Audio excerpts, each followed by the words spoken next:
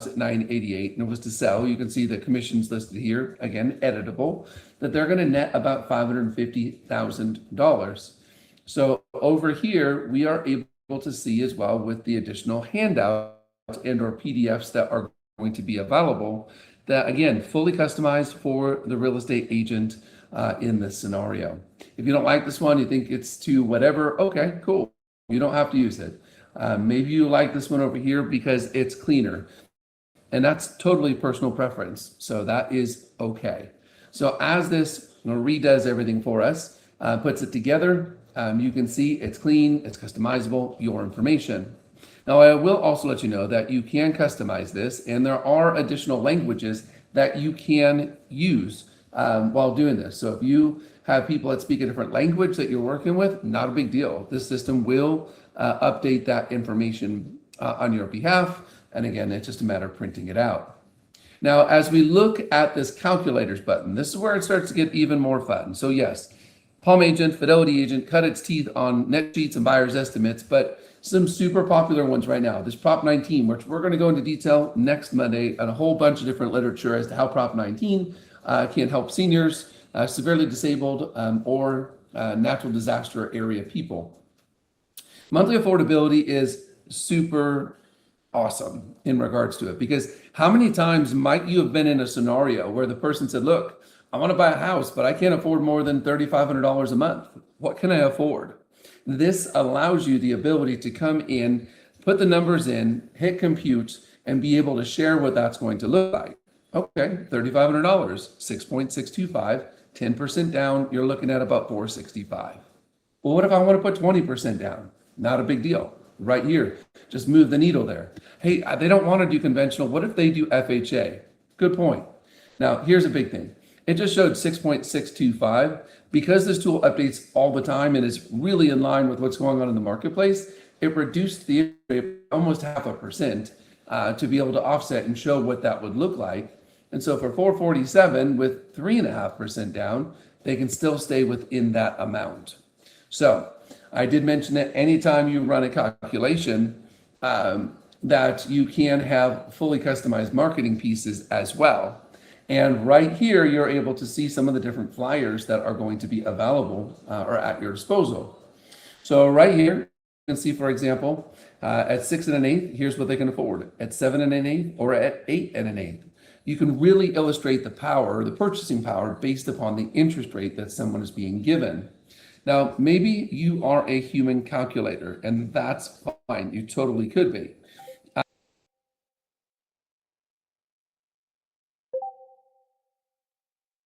With that being said, it's one of those things where even if you would like to be able to hopefully illustrate these things to your clients. And so these tools here allow you to be able to do that. Another really, really big scenario, other than the buy now or holding cost information or equity review, this is phenomenal on the equity review for prospecting. Similar to a net sheet, but opposite. Let's say a seller comes to you and says, look, I want to sell my house, but only if I can net $250,000 or more. Can I do it? This is going to help you with that scenario. Maybe you are working with renters and they're trying to figure out what's the difference between renting and buying. And they're just comparing mortgage and rent being the same, and they're not. So what does this do? It illustrates every step of the way what that scenario is going to look like. So again, I believe that if you have the answers to the most commonly asked questions and you're on point, these are the things that are going to continue to open doors for you to be able to win more often. This one right now, buy now or buy later, is probably one of the most relevant ones in the scenario today, especially all of those scenarios. You have clients saying, look, I'm going to wait for the rates to come down to 5.5. And will it come down to 5.5? Maybe at some point. When? None of us really know. We all thought that we would have already been there, and we were close for a moment before the Iran thing broke out. But let's just take a peek at this. $750,000. Should I buy now or should I buy later? Well, if you can afford it, it's probably never a bad time. The best time to buy has always been 20 years ago or 5 years ago or last year, with the exception of maybe a couple small windows. But let's check it out. So as I look at this, currently 750,000, here's the monthly payment bring in to close, right? Now, if I hit appreciation, and I look at this again, if I waited 2 years, because I'm waiting the 2 years for the rates to come down, this $750,000 house is now worth $803,000. That's based on 3.5% appreciation. And if we look here and say, like, well, what do all the smart people say? Well, if I'm looking here, most everybody other than the MBAs is projecting at least 3.5. Some are projecting higher. And here's Fannie Mae's. They're a bit more conservative, but still, even if you take the middle one, it's 2.93. Okay, 3%. We can always change those things out. What are we looking at in regards to historic interest rates? Right here. So again, this is going to be able to answer that question, to be able to put some minds at ease as to what's going on. Here are some other really big numbers. If you were to buy now and refi in 2 years, here is your payment. If you were to wait and buy in 2 years, here is your payment. You can see buy now, refi later with a lower interest rate nets you a lower monthly payment than waiting the 2 years. Not to mention, you don't have the appreciation. You haven't been paying down the debt. Actually, you're renting. So these are big things to come into position. This is probably the one that might hurt the most. If you were to buy now and refi in 2 years, here is your estimated equity percentage. Apparently me doing the spin around there a little bit jacked it up. So let me go back to that. Essentially, what I was trying to share there in that photo was the fact of because you've been paying down debt and you've been gaining appreciation, it really doesn't want me to show that screen. And gaining appreciation, I want to say the scenario showed that we were going to be basically the down payment would be the equity position for the person that bought in 2 years. 80,000, which is your exact down payment, versus, again, here's your down payment, 80, it's 75 if you bought it now. Here's the principal you paid down. And guys, technology is always amazing. No. So this thing keeps jacking up on me, but I think you get the point that when you buy now, you're able to start getting right into it. So if you can afford, here's the scenario, here's the statement I always like to make. Look, end of the day, if you're renting a house or buying a house, you're still paying a mortgage. It's just a matter of whether it's yours or somebody else's. So why not start paying into something that's yours, that you can gain appreciation, pride of ownership, and you can continue to build up that equity. And, best case scenario, you have that's paid off at some point, and then you don't have a mortgage payment anymore. The other piece is that in most states, California included, mortgage interest deduction is one of the few that you are able to truly take advantage of. So in addition to the benefits of home ownership and some frustrations, because sometimes things break and you've got to get back after it, it's the best. It's absolutely the best. Pride of ownership, knowing it's yours, and being able to continue to move things forward is really, really a big deal. So as I continue, I don't know if their website just crashed because it keeps logging me out. But we're going to keep giving it our best. Again, keep in mind that this is a web-based application. So you can do it on your computer, you can do it on a mobile device, whatever platform you want to use it on, it's going to work. So whether you're using a smart tablet or a phone or an Android, it's a phenomenal tool. Now, also, I'm sharing that I mentioned briefly early on that they do update this application in many cases every single week. So whether it's calculations on mortgage insurance or average interest rates or down payment amounts or property taxes, there is so much that they're throwing into this tool. Now, how do you get the application? Well, the application is in the App Store or Google Play Store. It is under FidelityAgent ONE. In the website version, it's going to be just FidelityAgent.com. And so you can jump in. You do not need me to set it up. All I would say is that if you just put my name in as the sales executive, that would be great.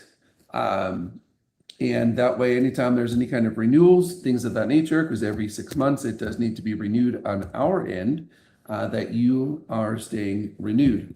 Also, I do my best to try and make sure that I keep you as abreast of what's going on within it, and seeing the different opportunities that are there. Coming back to share my screen here.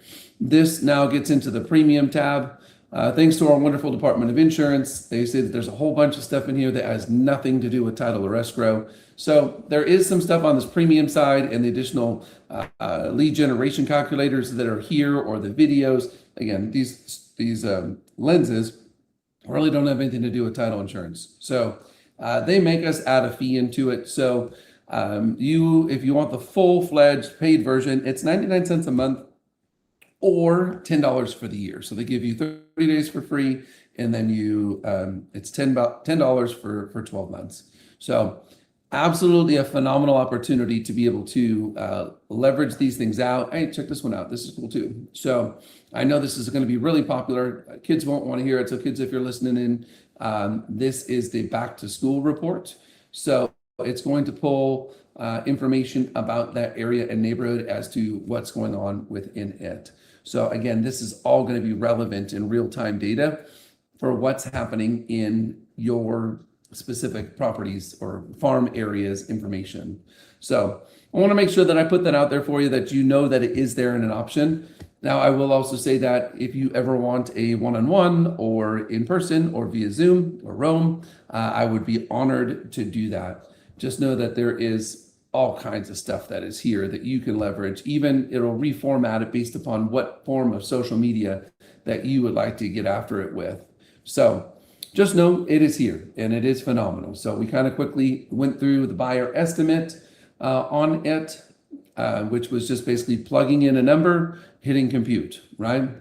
Again, keeping in mind that you can customize it with the property address, and it will get even more accurate. So here on the seller, again, it's going to try and figure the seller loan balance out. So I know that's an adage for a lot of agents for a long time. Sure, your potential sellers probably have a statement or have a ballpark as to how much they owe, but you don't even need to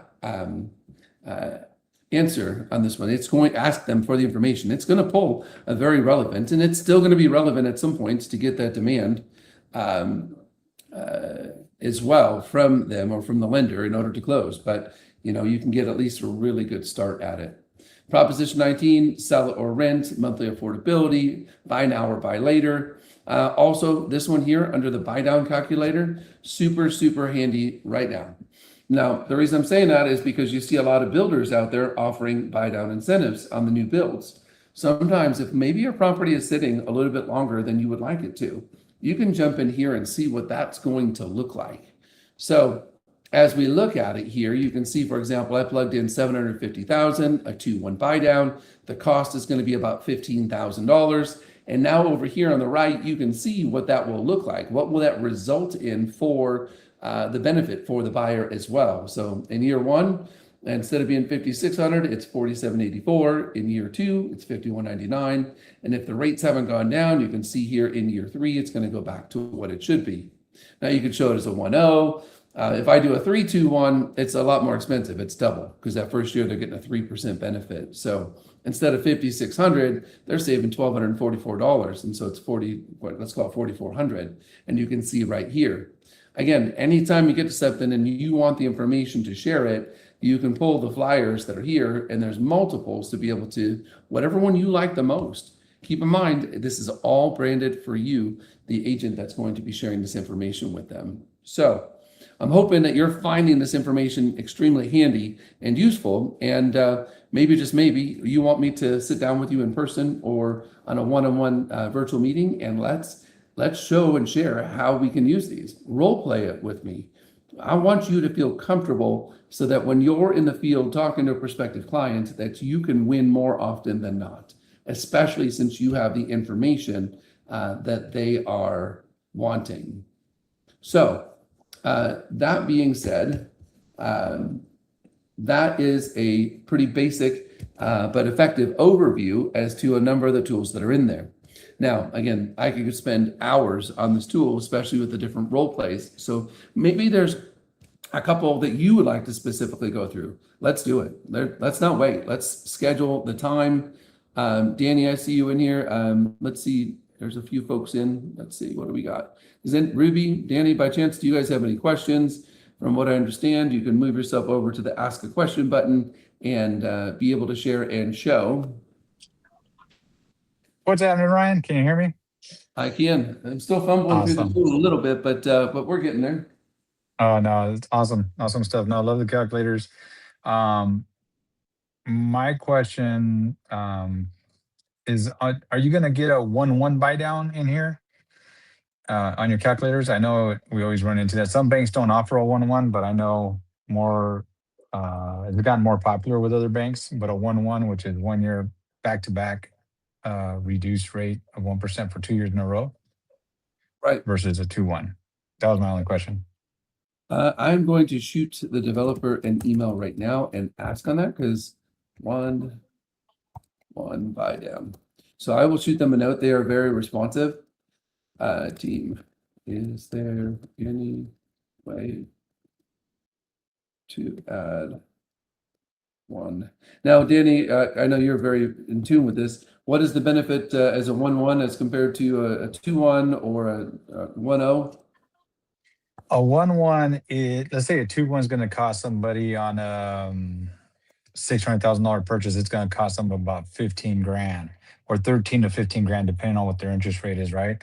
So a 1-1 would drop it down to like 8 or 9 grand. So now you're only asking the seller for an $8,000 cost, closing cost help versus asking them for 13 grand, especially in this market if you're trying to be competitive.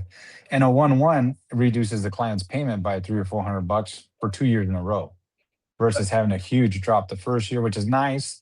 But you also want to make it a win-win, right? Right, Speaking of which, you want to be in a spot where you're not taking advantage of a seller in any sense. But I always see it as what can we do to be competitive and still get the buyer what they're looking for and have the seller feel like, hey, I'll accept a $8,000 credit, but 14, 15 grand, doesn't make sense for me as a seller. right. And we run into that a lot. And I think that's I think a game winner for a lot of people. Um, because I like to show it. I like the way your guys is simple as far as the marketing side of it. It shows my ugly mug on there with my Uh, logo with when I'm sending it to my clients, and they yeah, can read it really simply, right? I have calculators that can do the same number information as far as data, but as far as presentation, I like the way your guys does it. So, but I use the 1-1 pretty often when I'm talking to clients and buyers that are looking for closing cost help. I said, look, let's ask for this much. Let's ask for 9 grand versus 15, 16. Because of course, mom and dad always say, no, go for a 3-2-1. Well, no, it's not a 3-2-1 market. It's not a I 2-1 mean, it buy could down be, I guess, market. potentially, but they'd probably have to increase their purchase price in order to offset that, I would imagine. Correct, correct. But you know what happens as soon as that appraisal doesn't come in, right? The first thing out the window is your 2-1 buy down. Right, So that's why I try not to do that. But if we're seeing it's been on the market for 90 days or 100 days or something, and you're saying, hey, let's work together. Let's make this happen. Okay, let's ask for a 2-1. right, You got nothing to lose. But if it's been on the market 3 or 4 days and you're going in with a 2-1 buy down request, good luck. Unless you're asking for 50, 30 grand over. right. But that's just my question. But I really dig your guys' system. I like those calculator setups, the way it breaks it down real simply. For sure. For sure. So, yeah, like I said, I just was trying to figure it out. Wanted to make sure that I'm staying consistent with it. Last week when we did our training class, there's definitely some idiosyncrasies with Rome versus um, Zoom, and I wasn't sure. I thought it was automatically recording the video, and it wasn't. So today I was trying to go back and forth in it. At one point, for some reason, I think I popped out of the actual theater for the training, and I didn't realize I was there. So again, just trying to have people bear with me as I learn how to leverage this piece of the platform, which is pretty phenomenal, but it's just a little bit different. So still there, Danny? Yeah, I'm right here. I'm right here. Yeah, no, digging it, like it, coming in nice and clear too. That is good. So I understand that the recording quality is supposed to be is pretty phenomenal. So if you're listening in and you've just logged into Roam for the first time, or maybe you're watching the recording of it, ROAM is a competitor to that of Zoom, with a tremendous amount of additional or enhanced features that are there. I'm not sure in the live meetings, but I know on the one-on-one, something that was small but a big difference on a meeting I did on Friday was that I could see where the person on the other side was moving their cursor to. They had a question and they were inherently just trying to touch and share and show it. And it showed their name and their pointer as to what they were pointing at. So I think from a presenter's perspective or on the other side of it, it makes it easier to see what someone's referring to. So, Yeah. but Hey, quick heads up too. I'm not sure if you noticed or if you intended it, but hopefully it's one of the features. But it pulled up my Facebook account and says, "Hey, Facebook's trying to open Roam for you," and I said yes on my phone. So, and so Facebook. I don't know if I'm logged in through Facebook on Roam or what the deal is, but maybe it's just me personally. But my RSVP came through Facebook and it says, "Hey, Facebook wants to open Roam," and I said, "Okay, cool." I wonder if it's because you RSVP'd there as compared to elsewhere. The other thing I'm looking Oh at yeah, is yeah, that's probably because why. so that could be it. So it depends on where you accept it, or if I send the meeting invites out. I did also notice that if you put the phone number in of the person attending as well on the actual Roam invite, it'll actually text a reminder to the potential guests as well, which is kind of nice for Yeah, people that showing. is. The other thing I got to figure out on the video is you see here all my stuff is backwards, so I'm sure there's a video setting here somewhere um, that I can throw on there to not have everything be backwards. So they do have some fun little emojis as well, which is nothing, but it's something, I guess. Anyways, that's what I got for today. Unless you guys have questions, Ruby, do you have any questions on it?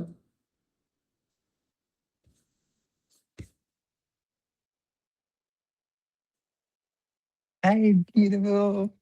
Mhm. Yes, backstage available. All right. Well, with that being said, it's 11:30 or yeah, 11:30. And I'm going to wrap this piece up. I'm going to see in regards to how the recording comes through so that maybe I can just push that thing into my learning library on YouTube, as well as take the raw copy and break it up into shorts. Because I do believe all of us are trying to get more content to put out there that's relevant. So if we're already going to be recording it, why not re-leverage the material that we're using? So just kind of a thought process that's there. And other than that, Danny, I'll see you soon. Oh, hey, are you going to do the loop with us on Wednesday? Oh, you can. How's your knee? I should ask.